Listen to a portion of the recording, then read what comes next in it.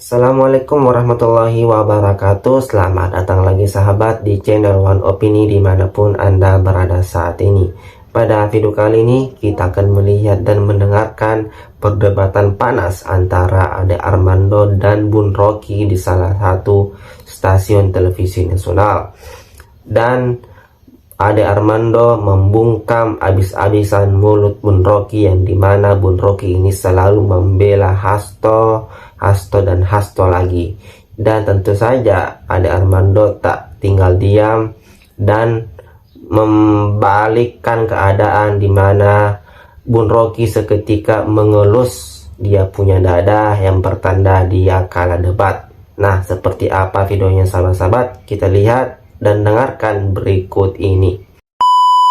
Ya, saya harus sampaikan bahwa cara berpikir saya memang berseberangan dengan Bung Rocky ya. Misalnya saja soal bahwa Pak Jokowi itu merusak demokrasi Indonesia dengan merusak Mahkamah Konstitusi kan. Saya nggak setuju. Saya merasa bahwa keputusan Mahkamah Konstitusi untuk yang ujung-ujungnya mengizinkan Gibran maju itu bukan urusannya Pak Jokowi, itu urusannya Mahkamah Konstitusi. Kenapa Jokowi nggak batalin? Bagaimana caranya dia membatalkan? Karena dia tidak ngerti political ethics, itu dasarnya. Oke, silakan dijawab Bung Ardi. Saya mau bilang bahwa dia menikmati kekeliruan itu. Saya Bukan sekedar dia nikmati, dia nggak tidak paham. setuju dengan tuduhan bahwa yang berada di belakang keputusan Mahkamah Konstitusi tersebut adalah Pak Jokowi. Jadi di situ aja kita udah beda. Dia tidak bisa membuktikan itu, saya juga tidak bisa membuktikan. Saya bisa buktikan. Saya tidak bisa membuktikan. Saya buktikan Saya habis-habisan. tidak bisa membuktikan apakah Jokowi memang terlibat di sana. Saya akan buktikan. Gimana caranya Anda buktikan bahwa Jokowi ada di sana? Dengar itu sekarang. Apa?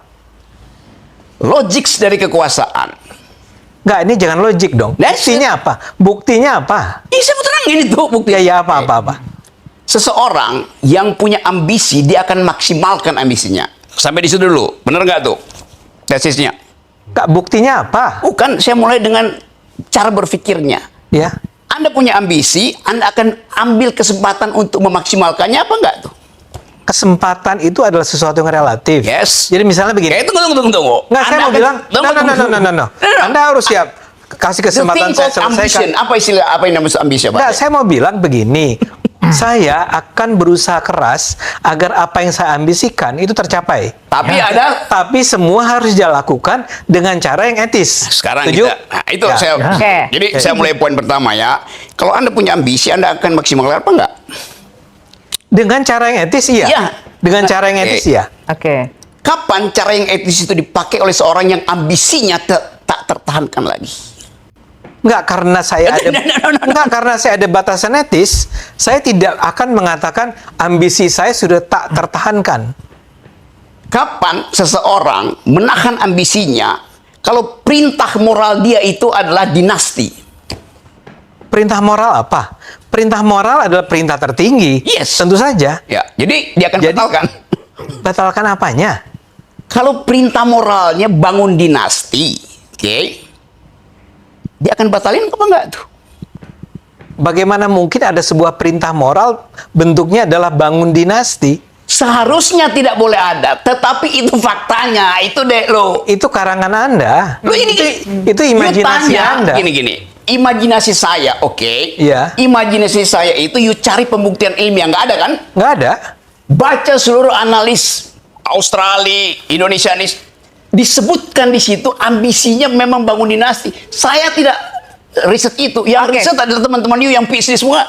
Tanya Pak. Ya kenapa tiba-tiba saya harus setuju dengan mereka? Boleh you nggak setuju? Iya. Tetapi Kan argumen you itu dia tidak teoritis. Saya tanya sama Anda, tunjukkan buktinya bahwa dia dengan sengaja berusaha menjadi mastermind dari perubahan di dalam Mahkamah Konstitusi. 7 disertasi di dunia, 8 dengan disertasi Hasto tentang itu. Apa yang kurang? Apa hubungannya dengan Mahkamah Konstitusi? Apa hubungannya dengan Jokowi? Sebut disertasi mana yang kesimpulannya adalah Jokowi itu memastermind perubahan Mahkamah Konstitusi. Oke. Sebut satu aja. Bahkan mention one.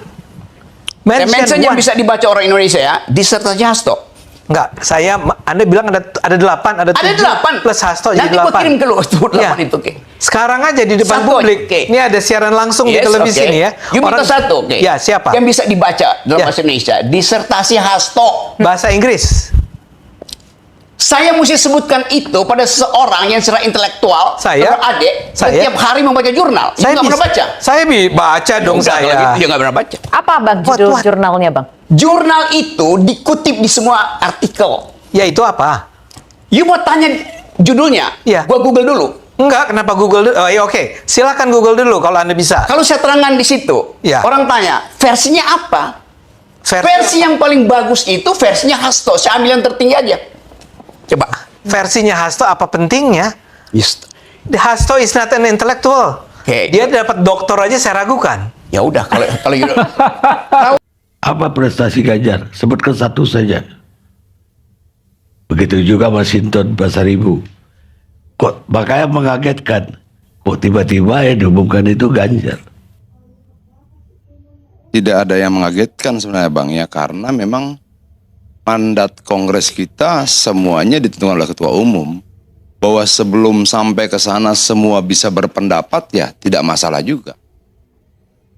Tapi ketika sudah ada keputusan, sebagaimana diamanatkan oleh Kongres kita, ya semua harus ikut keputusan itu. Apakah kemudian belok?